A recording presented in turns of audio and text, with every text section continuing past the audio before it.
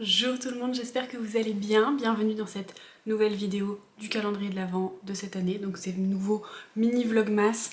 Cette année je les ai juste appelés vlogmas parce que j'avais la flemme de mettre mini partout encore, comme les années précédentes. Parce qu'en fait c'est pas des mini vlogmas, c'est des vlogmas puisque je vous prends avec moi tous les jours. J'ouvre une case de calendrier. Alors certes je fais pas des miracles et je fais pas 12 milliards de trucs, quoique. Parce que je vous emmène quand même dans mon quotidien à certains moments de ce mois-ci.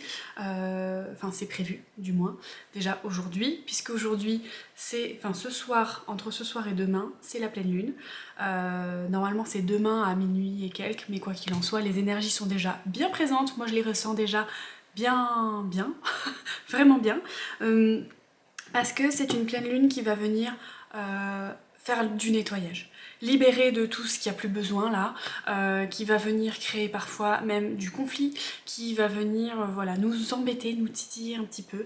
Elle n'est pas très agréable cette pleine lune, mais en même temps, elle peut être agréable parce que ça nous permet de dire tous les non-dits ou de recevoir tout ce qui n'a pas été dit et de permettre justement de mettre les choses à plat et de faire un vide et de se dire « Ah, ça va mieux en fait, maintenant que tout ça est dit. » J'ai l'impression qu'il y a un bruit dans mon carton. Mais elle n'a pas pu rentrer dans le carton. Donc je pense que c'est le carton qui s'affaisse petit à petit, bref. Donc voilà, je vais juste regarder parce que je crois que j'avais noté quelques petits trucs hier. Du coup aujourd'hui on va faire un rituel de libération émotionnelle. Parce que les émotions, elles ont besoin d'être libérées à un certain moment. Toutes les émotions qui ont été accumulées il y a un petit moment et qui commencent à s'agglomérer dans un coin de votre tête ou dans un coin de votre cœur et qui n'ont pas été éliminées, j'ai envie de dire, petit à petit ça crée un espèce de blocage et ça vous empêche de faire plein de choses. Ça vous empêche de manifester ce que vous voulez, ça vous empêche d'avancer dans votre vie, ça vous rend aigri, comme un petit peu moi en ce moment. J'ai l'impression que je suis un peu aigrie en ce moment. Peut-être que c'est parce que j'ai besoin justement de relâcher certaines émotions, c'est possible aussi. On va essayer de trouver dans quel schéma répétitif on est, quelles difficultés on a dans nos relations avec les autres, avec nous-mêmes par exemple, et on va balayer en cette fin d'année 2025, on va balayer tout ce qu'il n'y a plus besoin pour finir avec cette année 2025 justement et commencer en beauté avec l'année 2026. Donc aujourd'hui on va faire un bain de purification. Je vous emmènerai avec moi tout à l'heure, si j'y pense, pour la préparation parce que chez mon conjoint je n'ai pas grand chose, c'est-à-dire que toutes mes herbes, toutes mes pierres, tous mes trucs comme ça, la plupart je les ai pas, donc je vais vous montrer comment faire un bain de purification avec tout simplement ce que vous avez dans vos placards et que tout le monde a dans ses placards, ok? Tout le monde a ça. Donc je vous invite à rester pour faire un petit bain de purification juste après. Je vais vous proposer par exemple pendant votre bain de noter quelques petites questions auxquelles vous allez pouvoir réfléchir, méditer si vous le souhaitez, mais réfléchir en vous disant ok, est-ce que si, est-ce que ça, je vous en dis plus tout à l'heure, donc restez branchés pour savoir quelles questions il faut vous poser, comme ça on va faire en même temps une purification et en même temps un petit peu de shadow work qui va venir aussi purifier. Donc shadow work, travail de l'ombre, j'en ai parlé dans mes dernières vidéos, j'en ai parlé dans mon podcast également, n'hésitez pas à aller le voir d'ailleurs si vous ne l'avez toujours pas, enfin allez le voir, allez l'écouter si vous ne l'avez toujours pas fait. J'ai pas posté cette semaine d'épisode de podcast parce que avec les vlogmas c'est un petit peu compliqué, donc là j'ai pas eu le temps cette semaine. J'essaierai quand même de le faire la semaine prochaine si je peux, mais quoi qu'il en soit, on se retrouve tout à l'heure pour le bain de libération et les questions de shadow work, et tout de suite on va ouvrir le calendrier de l'Avent parce que je trépigne d'impatience. Voilà, allons-y. Plongeons sous mon bureau. Ah, le voici. Il faut que je trouve la case 4. Ce que je fais, c'est que je sors du coup les cases parce que sinon c'est pas très pratique. J'ai été attirée parce que je viens de me voir marquer « Hé, toi là !» Oui, moi? Alors, comme ça on est trop impatient d'ouvrir la première case. Tu peux ouvrir celle-ci pour patienter jusqu'au 1er décembre. Mais pourquoi elle était pas au-dessus? Oh, on a une case en plus aujourd'hui. Je suis une gamine, je suis vraiment une gamine. On a dit qu'on cherchait la case 4. On a la 5, la 13, la 6, la 18. On a tout sauf la 4. Elle est où? Mais où est-elle? La 23, la 16. Oh, celle-là m'intéresse. La 20, mais bon, va falloir attendre encore un peu. La 4, la voici. Je range les autres cartes et j'arrive. Enfin les autres cartes, les autres cases. Je vais tricher, je vais essayer de les ranger dans l'ordre. Du coup, à vouloir tricher, je peux plus fermer mon carton. Bon.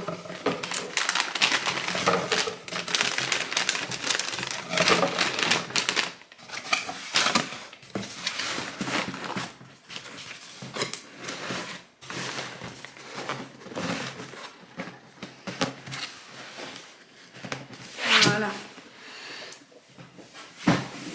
J'ai essayé de pas tout écraser. Oh mince, il y a ma boîte à couture, je l'ai pas rangée. Regardez-moi cette magnifique boîte à couture. C'est ma grand-mère qui me l'a offert parce que je voulais avoir une boîte à couture. Et elle me l'a offert, bien entendu, remplie, avec plein de choses dedans. Avec un vieux maître qu'elle a depuis, qui se passe de génération en génération. Avec, enfin voilà, c'est elle qui a fait la protection là pour les ciseaux. Je ne les ai jamais utilisés parce que je n'ose même pas les sortir tellement c'est beau. Elle m'a, regardez-moi ça. Un petit ciseau en forme de... Celui-là non plus je l'ai jamais utilisé. Il est trop beau pour être utilisé. Voilà, elle m'a offert... C'est trop mignon. Bref. Et là-dedans, il y a un mètre. Alors je l'avais défait donc je peux vous le montrer. Il y a un mètre qui est vieux de je sais plus combien d'années. Un très très vieux mètre de couturière. Qui marche encore. Hein. Regardez. Ah, vous ne le voyez pas. C'est de l'autre côté. Voilà. Et après, vous le rembobinez. Et il tient avec un petit bouton. C'est incroyable. Et il est dans une petite pochette comme ça.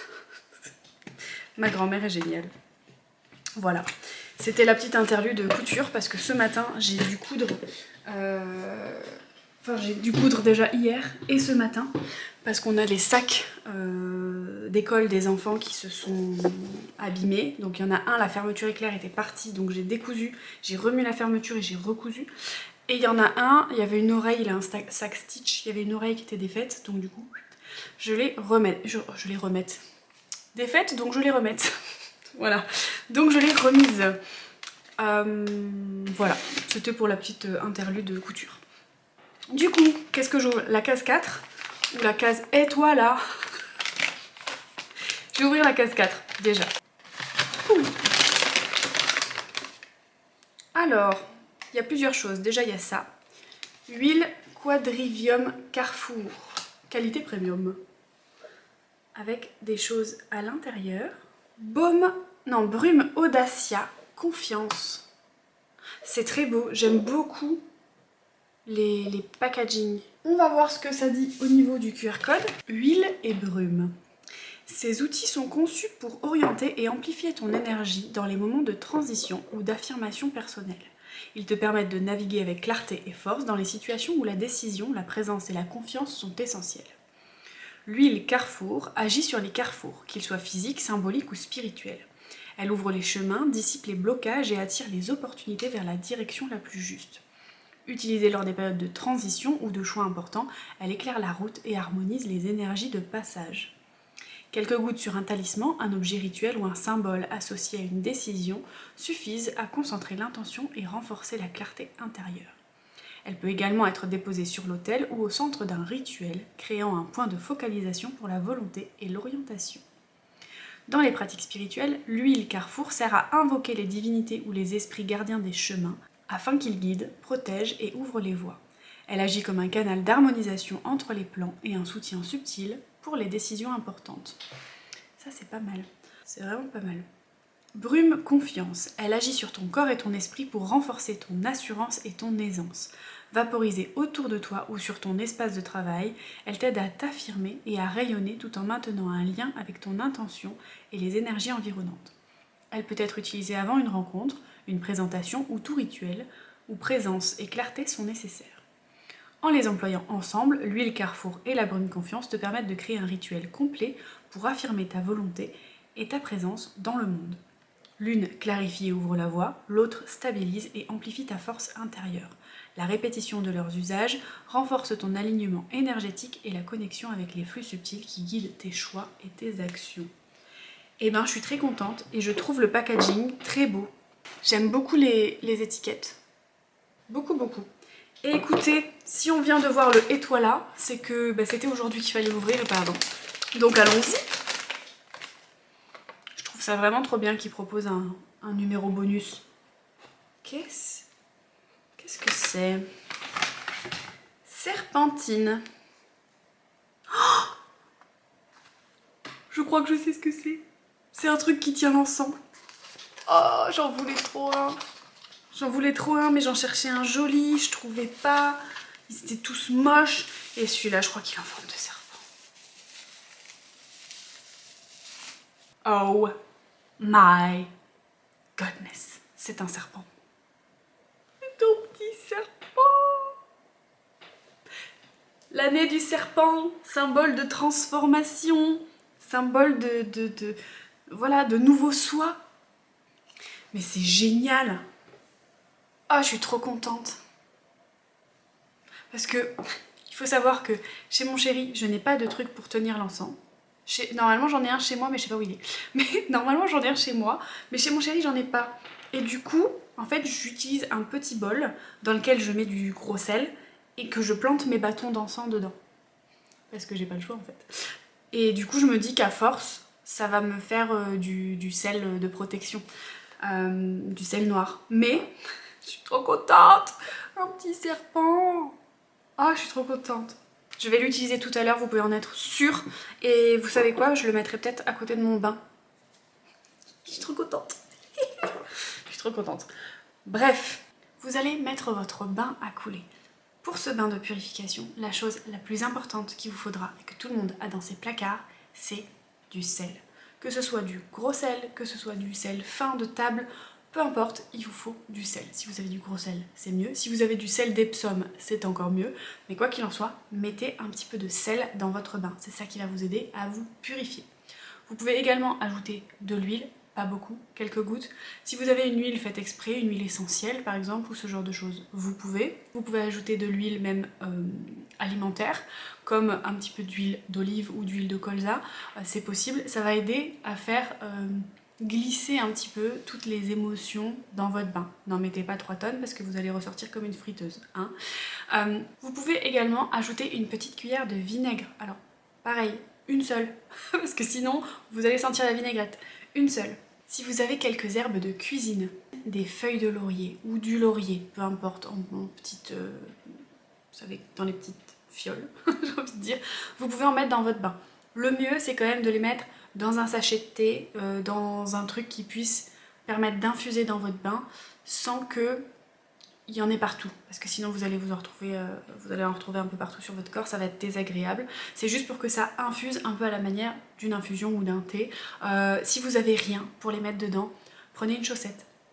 Oui, je sais. Prenez une chaussette, vous les mettez au fond de votre chaussette, les herbes dont je vais vous parler, vous les mettez au fond de votre chaussette et ça fait très bien l'affaire. Vous faites un nœud à la chaussette, vous laissez infuser dans votre bain, ça va parfumer votre bain sans qu'il y ait des petits résidus d'herbes de Provence partout. Et je vous explique chaque herbe ce que ça veut dire et ce que vous pouvez mettre du coup dans votre bain. Donc si vous avez du laurier, ça symbolise la protection, ça symbolise la purification, donc c'est tout ce dont on a besoin. Ça permet une clarté mentale, donc c'est très bien pour le shadow work qu'il y a juste après. Ça amène du courage et de la force intérieure et ça accompagne dans les transitions et dans le renouveau. Tout ce qu'on demande. Si vous avez que du laurier, mettez que ça.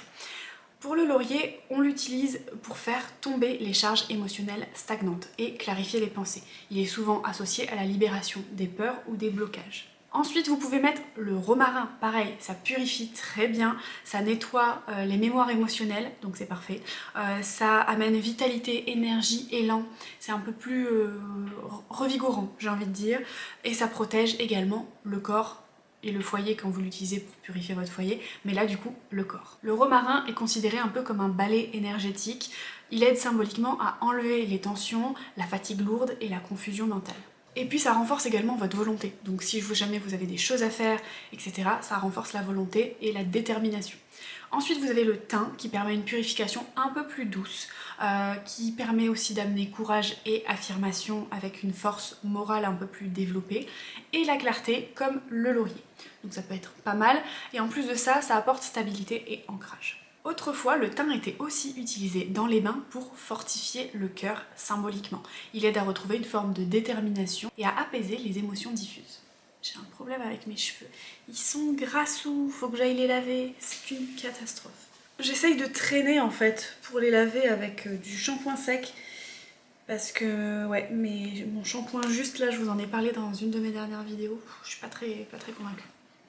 Ensuite, vous pouvez ajouter du basilic pour tout ce qui est apaisement émotionnel, ouverture du cœur, harmonie relationnelle, douceur intérieure. C'est quelque chose d'un peu plus, d'encore un peu plus doux, de plus délicat, qui va vous amener aussi de la protection et de la prospérité. Mais c'est quelque chose de beaucoup plus harmonieux, j'ai envie de dire. Dans le bain, elle peut utiliser comme une herbe réconciliatrice qui aide à calmer la charge émotionnelle, les tensions internes et à ramener de la douceur, surtout après un stress prolongé.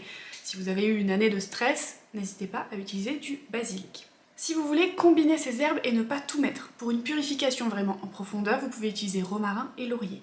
Pour une libération émotionnelle et du courage, vous pouvez utiliser le laurier et le thym. Pour adoucir après une période difficile, utilisez plutôt du basilic et du thym. Pour clarifier et apaiser, laurier et basilic. Et pour une libération complète et équilibrée, vous pouvez toutes les utiliser. Vous les mettez dans votre chaussette ou dans votre petit pochon à thé. Moi je pense que ce sera dans une chaussette parce que mon conjoint n'a pas de peau. Ça me stresse parce que je vois des traces blanches en fait. Pour moi ce sera dans une chaussette sûrement parce que mon conjoint n'a pas de pochon à thé. Donc je vais prendre une de mes paires de chaussettes et je vais l'utiliser comme ça. Et puis ça ira très bien. Vous pouvez laisser votre bain couler ou infuser et revenir ici pour noter les questions que je vais vous poser par la suite et qu'il faudra réfléchir. Nous nous retrouvons dans ma cuisine à contre-jour. Est-ce que je peux pas? Si je fais ça. Mais du coup vous voyez tout le fouillis. C'est pas grave. J'ai pris une vieille chaussette. Une vieille chaussette, on dirait qu'elle est toute... Elle est propre, hein. J'ai pris donc une de mes chaussettes qui n'a pas retrouvé sa copine en sortant de la machine à laver et ça fait un moment qu'elle est là et qu'elle sert à rien. Donc je vais l'utiliser aujourd'hui. Du coup, comme je vous ai dit, je vais mettre du laurier. Moi je n'ai pas de feuilles donc je vais le mettre directement comme ça. Alors j'en ai pas 8 tonnes, mais j'en ai un petit peu. Voilà.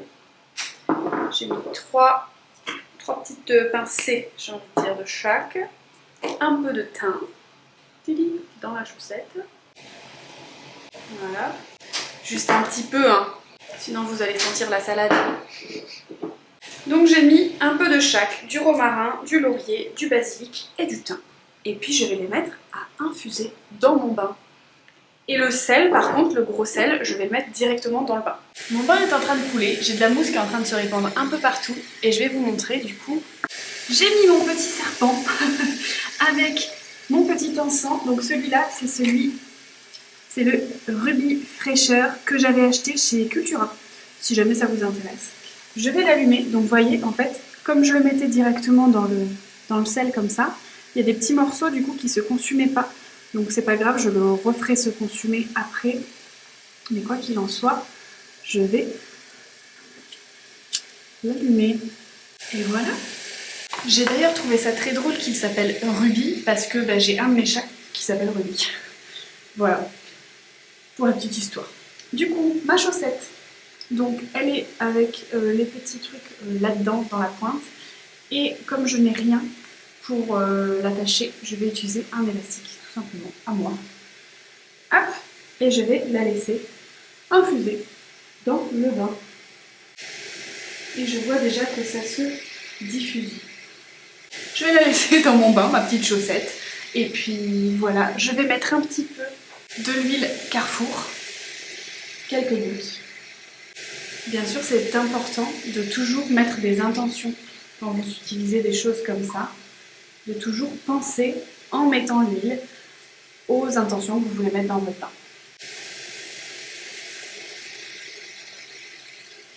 Et ensuite, je vais répandre de la brume courage.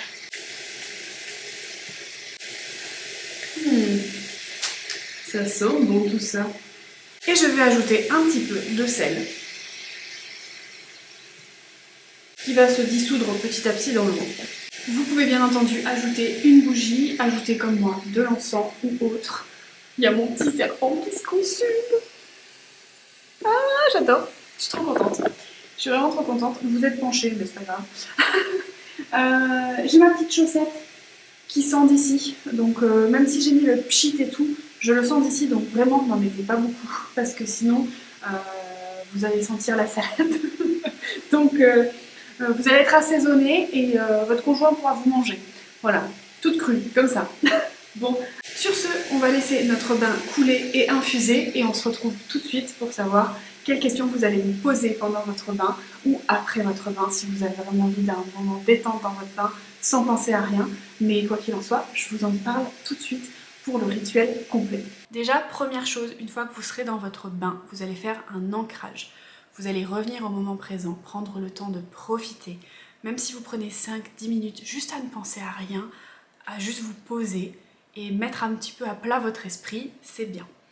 Ensuite, vous allez prendre plusieurs inspirations, vraiment pour vous détendre. Puis mentalement, tu vas te dire, je suis prête à regarder ce qui demande à être libéré sans jugement. Et c'est très important, sans jugement. C'est la seule intention qui vous sera nécessaire pour ce bain. Ensuite, vous pouvez vous demander des questions assez globales pour commencer. Vous allez les préparer sur un petit papier, comme ça vous les aurez à côté de vous, n'est-ce pas? Ou sur votre téléphone, on s'en fiche, peu importe. Les questions sont les suivantes. Qu'est-ce que 2025 m'a appris? Donc là, vous réfléchissez, les grandes leçons qu'elles ont pu vous apporter, les choses que vous avez traversées et qui vous ont amené des leçons, tout simplement. Qu'est-ce que je ne veux plus jamais tolérer? Des choses que vous avez faites ou que vous avez laissé faire, que vous voulez plus tolérer. Donc soit des choses que vous avez faites à vous-même et que vous voulez plus tolérer de votre part à vous-même, par exemple, je sais pas moi, ne pas vous autoriser de temps pour vous, faire passer les autres avant vous, etc. Soit des choses que vous avez laissé faire aux autres et que vous voulez plus tolérer. Vous faire marcher sur les pieds, autres. Mais c'est pareil, si vous vous faites marcher sur les pieds, est-ce que c'est pas vous qui vous laissez marcher sur les pieds? Voilà. Donc les choses que vous ne voulez plus jamais tolérer. Puis vous pouvez aller creuser un petit peu plus à l'intérieur de vous-même en vous demandant qu'est-ce qui me pèse émotionnellement en ce moment? Ou qu'est-ce qui m'a le plus pesé émotionnellement cette année?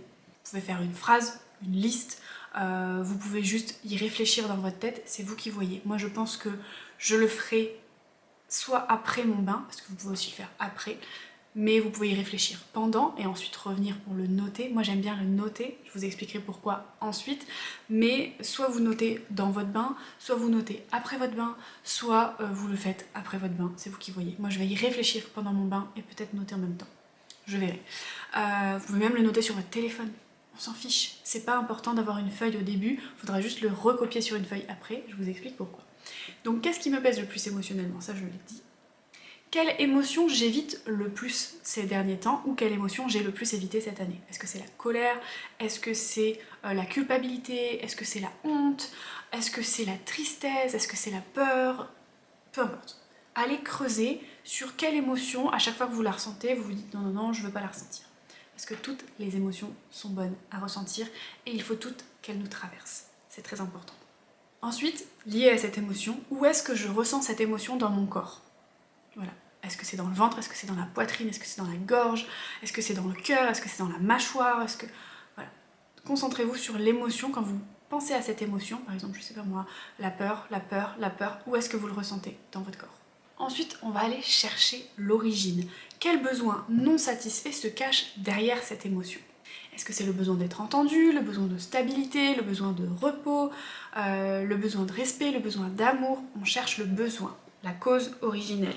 Ensuite, on se demande quand est-ce que j'ai ressenti cette émotion pour la première fois dans ma vie. Alors je sais que ça peut être compliqué, pour ma part c'est très compliqué parce que j'ai très peu de souvenirs de mon enfance, mais j'ai l'aide d'une kinésiologue qui m'a par exemple fait part, moi il y a peu, que mon émotion refoulée c'était la colère. Et quand elle m'en a parlé, effectivement ça a vraiment résonné avec moi parce qu'effectivement c'est une émotion que je refoule beaucoup, je culpabilise tout de suite une fois que je suis en colère, etc. Et en fait elle m'a ramené à un souvenir de colère de quand j'étais petite, dont je me souvenais pas. J'ai demandé à ma mère, elle s'en souvenait pas, mais récemment j'ai demandé à ma grand-mère, qui me gardait beaucoup quand j'étais petite, et qui se souvenait très bien de ce moment de colère que je n'avais pas vécu mais que j'avais subi, de la part de quelqu'un extérieur à la famille. Donc j'ai trouvé ça incroyable parce que je m'en rappelais absolument pas, mais comme quoi ça m'impacte encore aujourd'hui. Donc n'hésitez pas aussi à vous faire aider si besoin. Moi c'est une kinésiologue qui m'a aidée, mais ça peut être par de l'hypnose, ça peut être par de la méditation. Oui ma boube, viens. veux dire bonjour? Viens dire bonjour. Viens dire bonjour. Allez, saute. Voilà, la voilà. Bon, elle peut pas. Bon, c'est pas grave. Du coup, elle descend. Donc n'hésitez pas à aller creuser vraiment profondément si vous arrivez à vous en rappeler. Si vous vous en rappelez pas, demandez à votre maman, à vos grands-mères si elles sont encore là, aux personnes de votre famille si jamais ils s'en rappellent. Et s'ils s'en rappellent pas, il faudra peut-être aller creuser avec de l'hypnose ou avec ce genre de thérapie qui permet de remonter plus loin dans les souvenirs. Ensuite, il faut identifier la croyance qui est liée à cette émotion. Est-ce que c'est « je ne mérite pas qu'on m'écoute » Est-ce que c'est « je dois tout gérer toute seule » Est-ce que c'est « si je montre ma vulnérabilité, on va me rejeter » Est-ce que c'est « je dois être forte tout le temps » Est-ce que c'est « je dois tout contrôler pour être en sécurité » Notez la phrase qui va venir dans votre tête, la croyance que vous vous répétez le plus. Est-ce que c'est que vous êtes nul? Est-ce que c'est... Ça peut être plein de choses différentes. Est-ce que c'est que vous ne méritez pas l'amour? Est-ce que c'est... Il y a plein de choses qui peuvent résonner avec vous. N'hésitez pas à aller creuser de ce côté-là parce qu'une fois que vous avez identifié votre croyance, vous pourrez ensuite la contrôler, entre guillemets, et la façonner.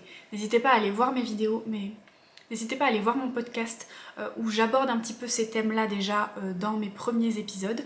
Je l'aborderai encore plus en profondeur dans les épisodes suivants et ensuite je passerai aussi à la manifestation parce que c'est un sujet très important.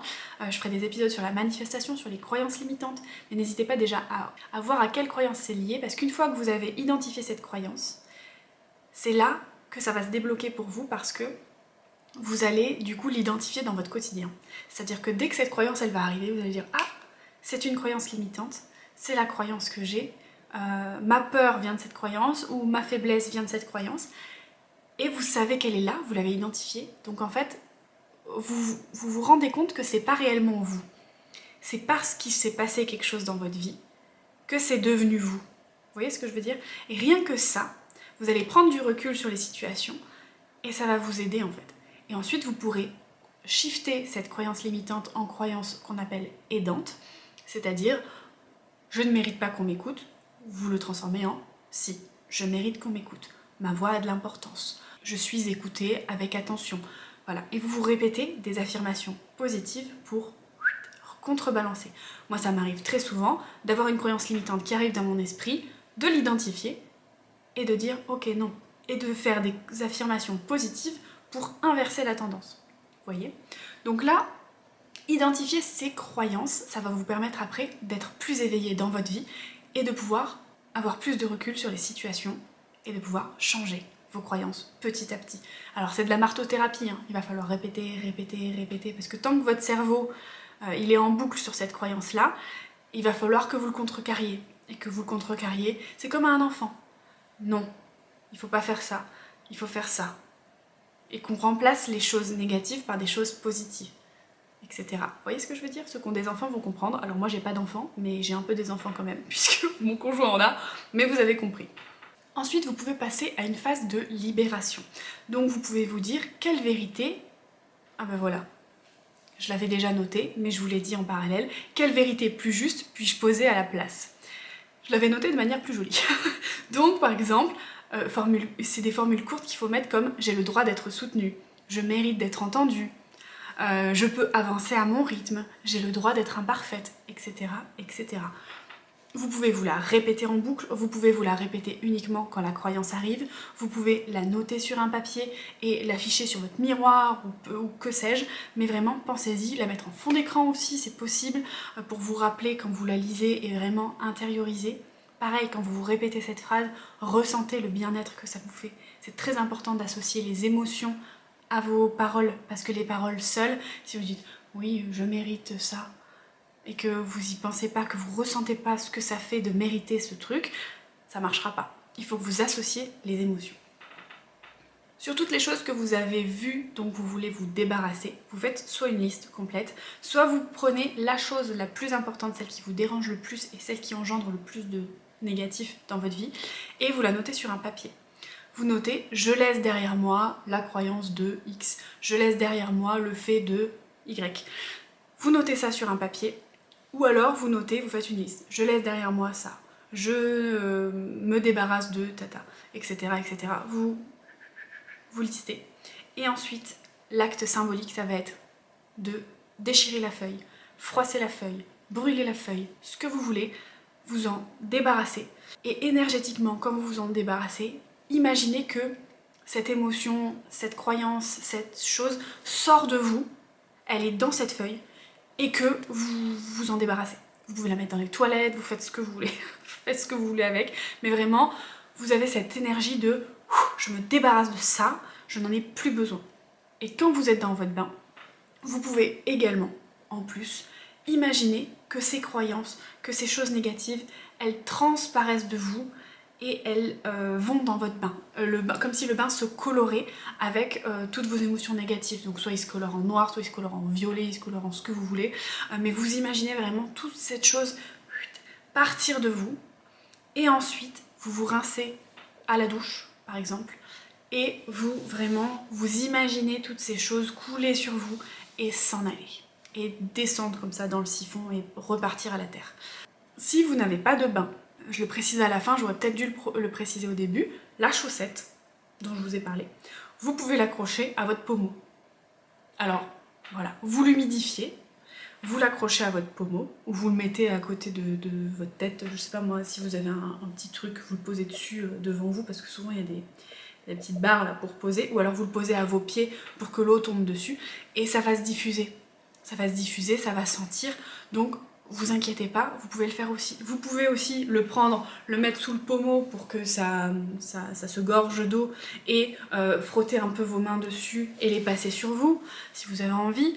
Voilà, il faut bien se rincer après, par contre, bien se laver et se rincer après, mais vous pouvez faire ça également. Une fois que vous avez fait tout ça, donc soit vous sortez de votre bain, vous notez tout ça, vous allumez une bougie, moi c'est ce que je vais faire, je vais allumer une bougie, je pense, et je vais vraiment, pendant que j'allume cette bougie, me concentrer sur toutes les choses auxquelles j'ai pensé dans le bain, ou alors recopier ce que j'aurais écrit sur mon téléphone, parce que dans mon bain je vais pas prendre de feuilles parce que je sais que je vais la faire tomber dans l'eau, mais voilà, mon téléphone je sais que je le fais pas tomber. Donc je vais noter tout sur ma feuille, et ensuite soit je vais la froisser, soit je vais la froisser et la brûler, soit je vais la jeter aux toilettes, soit je vais... j'en sais rien. Je pense que je la brûlerai avec la bougie parce que c'est ma manière préférée de me libérer. Je trouve que la destruction par le feu, c'est la manière qui me correspond le mieux, j'ai envie de dire. Et puis vous pouvez rester un petit peu à méditer, vous pouvez laisser la bougie se consumer jusqu'au bout si vous le souhaitez. Et puis voilà, vous aurez fait votre rituel de libération émotionnelle et énergétique. Comme ça, vous avez toutes vos émotions qui sont parties, vous avez fait du shadow work en même temps, et vous êtes libéré, vous vous sentirez plus léger, vous allez voir, et cette pleine lune va vous aider. Donc j'espère très fortement que cette vidéo vous aura plu, vous aura servi.